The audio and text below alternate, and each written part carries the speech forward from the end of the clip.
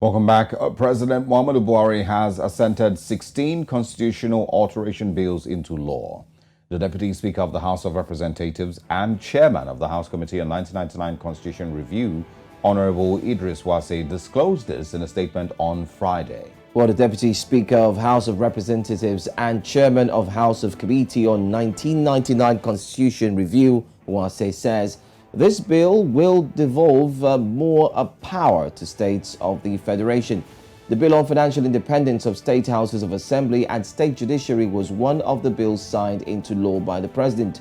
Other bills signed by the President were on the removal of the railway, prison and electricity from the exclusive legislative list to the concurrent lists. And this is one story everyone is talking about. In short, some of the governors are super excited about this. For instance, the bill, as many have said, will actually grant states more autonomy, especially in areas like railways, judiciary, electricity, and the likes. You also saw prison as well, no longer waiting for it to be, mandated by the president or mandated by any other means, but the only means will be from the state. So every state or Saudi has the power now to generate electricity, and hopefully we'll put an end to what we've always known in Nigeria. There is this term that every child knows till we grew up NEPA, like everybody screams. Hopefully. Yeah, well, I don't. So first of all, so from some of the reactions that I've seen to this, a lot of people also question the timing.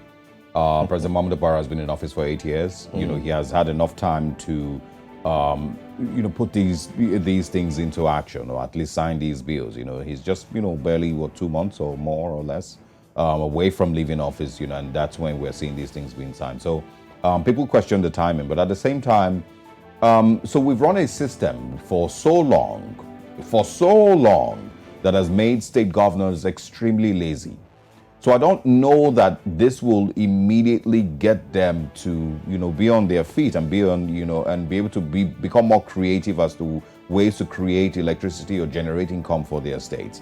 State governors across the Federation, from the north to the south, east, west, middle belt, have been extremely lazy with generating IGR for their states. I don't think that this bill will in any way encourage them or push them, to figure out ways that they can generate it. I don't think they care that much. And unfortunately, it is the reality of the Nigerian electorate and Nigerian, political leader. They haven't shown that they cared that much. And I don't think that it is the laws that have held them back from being creative, because aside the fact that there are things that have been on the concurrent list and exclusive list, which have always been argued that, okay, well, we can't touch this, and that's why we've not fixed it. Like the roads. Like roads, exactly. But there are other things that are not on, these concurrent or exclusive lists that you could have done. There are ways that these governors could have invested in agriculture, in science and technology, in tourism. You don't see any of them doing it, so I personally don't expect much from it. That's the point that I'm saying, that I'm trying to make, right? I don't expect much from it. It's a good thing that the president has done it. May have come late, but better late than never. But at the same time, knowing the way Nigerian governors have been from time immemorial, I don't expect anybody to decide that, okay, I'm going to bring in foreign investors to, say we can do this set up power generation plants in my state. Nigerian states have a lot of access to water. If that's what they're going to use to generate electricity. River State still has a lot of oil and gas. In fact, the whole Niger Delta still has gas turbines that are being wasted, and of course, being burnt and thrown, burnt into the air. These are things that they could have used to generate electricity for their states and even sell electricity. But I do not see them being that creative. Well, let's take a look at some of it. It says it allows states and countries to generate and transmit and distribute electricity in areas covered by the national grid. A constitutional amendment allows state governments to establish their own railway service, which will open investment opportunities. State assemblies, judiciary get financial autonomy, and the likes out of many. So let's see. We'll talk extensively on this issue tomorrow on Breakfast Central. So keep it a date with us as we look at the bill that have been signed and what it means for state governors. In the past, we did see state governors take advantage of tourism in different states. The Obudu Cattle Ranch is one of it. We saw what was made out of it, how tourists flocked from different parts of the country and in the world to actually experience a beauty that you would definitely want to behold. But you know what? Like I said, we'll discuss this. So keep a date with us tomorrow where we focus on the bill that has actually been signed by the number one citizen, President Muhammadu Buhari. Well, election season is not over yet. After days of anxiety and tension over the authenticity of election results from two local government areas, oil magnate Peter Mba has won last Saturday's keenly contested governorship election in Enugu State. Mba, candidate of the People's Democratic Party (PDP), polled 160,895 votes to defeat his closest challenger of the Labour Party, Chijioke Edioga, who polled 157,552 votes. Now, the returning officer for the election, Professor Madue BC Ofoewe, made the formal declaration shortly after party agents signed the election result sheets on Wednesday night. Joining us is Dr. Maginja Ibeneme, the spokesperson, Labour Party, Enugu State. Dr. Ibeneme, thanks for joining us. Good morning to you. Thank you so much. Now, of course, in the last few days, there have been, contests and protests, before we eventually arrived at the result. A lot of people were celebrating on both sides. There was also the Unsuka and Nkanu, sides of the conversation. There was so much. But, tell us about how Enugu people reacting to the news of the PDP once again retaining victory in the state. Well, I can tell you that in Enugu, you will not see celebration or jubilation. You would rather see the disappointment. The people from both sides of the political divide, we all know that an injustice has just been done in Enugu State. An injustice because even INEC do not have a plausible explanation on how and why they arrived at the conclusion. It's been gloomy. If you go through so many WhatsApp groups, through social media platforms, you will see that the people are ruining this injustice. The people whose political party allegedly won the election, they will tell you that, yeah, we know it was an imperfect system, but a winner has emerged. Maybe we should just, let it go and let the state get ahead. So it is not, in Enugu, there is no serious jubilation. People are not really celebrating this victory because it is a Pyrrhic victory. The results do not reflect the wishes of Enugu people because the result from Nkanu East, even if by yourself you go to the server, you go to IREV, when you go through that result, you will be disappointed. It is ridiculous. I mean, the rigging, the tampering is so obvious that even the blind could see it. So in Enugu, we are experiencing a sad moment in our history because for the first time in our history, since 1999, this is the only time Enugu people are experiencing a real competition in an election. We had two political parties and two political opponents who go head to head, competing against one another, issue-based, talking about the things that affect the people of Enugu, talking about their background, their antecedents, and the performances of their political party. And the Enugu people came out to vote. They made their choice, but again...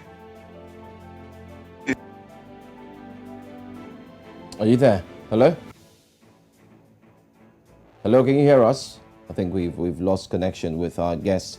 Osage, points being made by him. Hello, can you hear us? I can hear you. All right, Ahead, great. Go on. All right, okay. If you can hear us, let me quickly ask. So there seems to be a lot of cases of stolen mandates in the past few weeks that we've heard, especially with these elections. And you are saying that what you have on IREV is shameful. Let me use that word. But what you have on IREV, does it really tell or portend what actually took place at the elections in Enugu? Please, could you repeat yourself? There was an interference. Just okay. I'm saying the results you said you saw on IREV. Does it actually show the true reflection of what took place in Enugu on election day? There is no how the results in IREV could have been the true reflection of what happened in Enugu. You will see the obvious mutilations. You will see the obvious padding, the incongruency, the impossibilities on the results.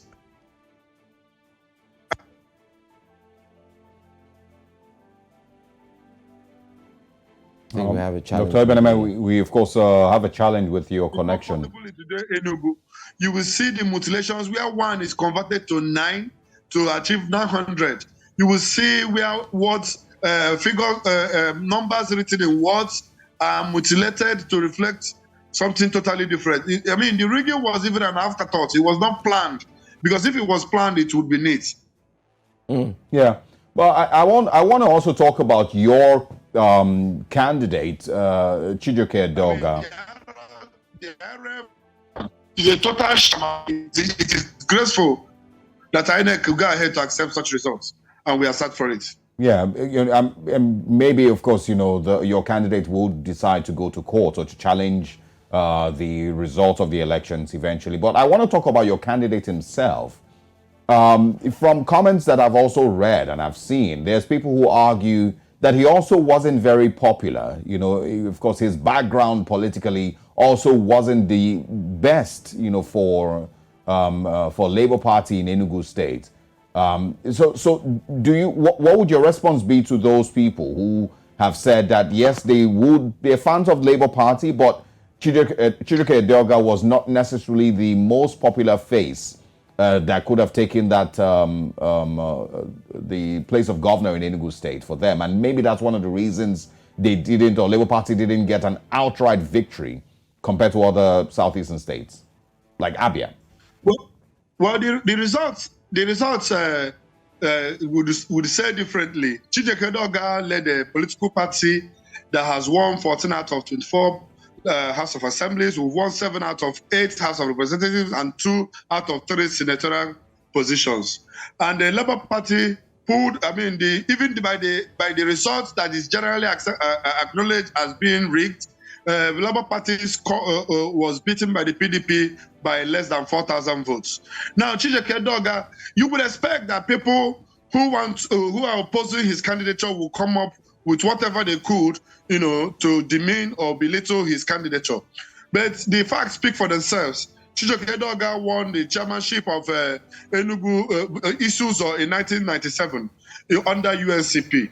He also won the chairmanship of Isuzo in 1999 under AD, before they negotiated a political solution and he took the PDP ticket for House of Representatives, and again, he won it. And the Eba Nokruna Jimereke Namanu, who became the governor in 2003, made sure that Chijioke Edoga didn't return. The media has been hostile, and they try to play the church politics because we didn't have the kind of money that is needed to buy the conscience of people who are for sale. We didn't have all that money to invest in media, but Chijioke Edoga, we invested in grassroots politics, and that was why we were able to mobilize the people of Enugu State to vote overwhelmingly for Labour Party. You can see from the results that Chijioke Edoga won in more local government than the opposition. If he was not popular, how was he able to garner it? Of course, there could always be a better candidate, but I tell you that Chijioke Edoga was not a bad candidate. If he was a bad candidate, the Enugu State is not the only state that Labour featured prominently. We had a Labour candidate in Ebonyi State, in Cross River State, in Akwa Ibom State, in other states. But in Enugu State, we were able to achieve what we achieved because Chijioke Edoga is a candidate to beat. He's experiencing. Yeah. All right. Oh wow.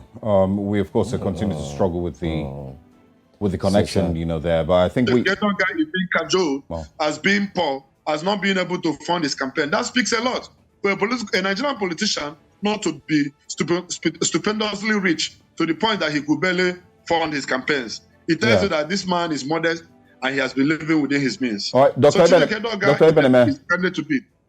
Yes. Dr. Ebeneme, just quickly, if you can do this in 30 seconds, I want your thoughts on the PDP candidate, Peter Mba, who has been declared winner. Is Enugu excited about, once again, the PDP retaining power in the state as quickly as possible? I remember you've lived in Enugu. There's no how Enugu can be excited about this. How can Enugu be excited that the same group of persons who have kept Enugu where it is today are back to power? Look at the incumbrances of Peter Mba. Let's not even talk about his persons with all the allegations of corruption as a former finance commissioner to the infamous Ebano, as a former chief of staff to the infamous Ebano. And all right.